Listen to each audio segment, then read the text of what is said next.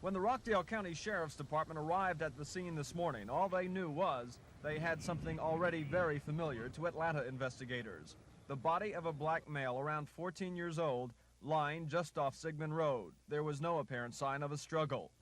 Mike Abbott was on his way to work when he spotted the body. When I first saw him, first thing I thought about was the little kids that play in the road down there had been hit, and someone hit and run, you know.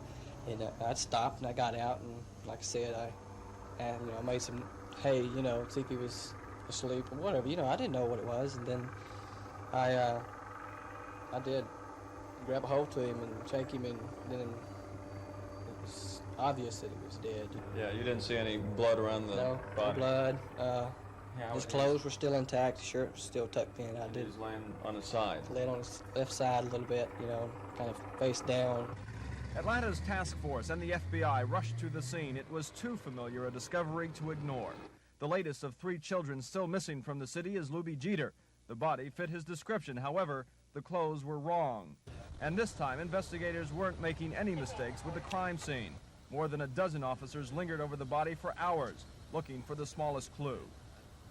Besides the neighbors in this immediate area being very upset about today's discovery, they're also upset about an unidentified man who has been calling the Rockdale County Sheriff's Department for the last few weeks. That man has told deputies they could find Atlanta's missing children on Sigman Road. And we've learned that recently he's also called and said he was going to harm some of the children in this neighborhood.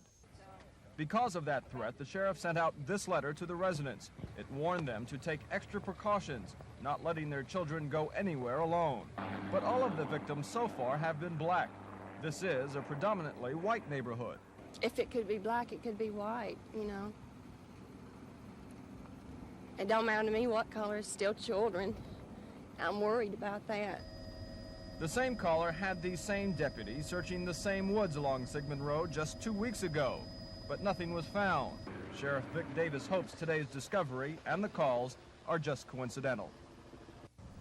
Late today, the autopsy did show that the boy had been strangled, but that he is not one of the 3 children missing from Atlanta. Ernie Bjorkman, Action News.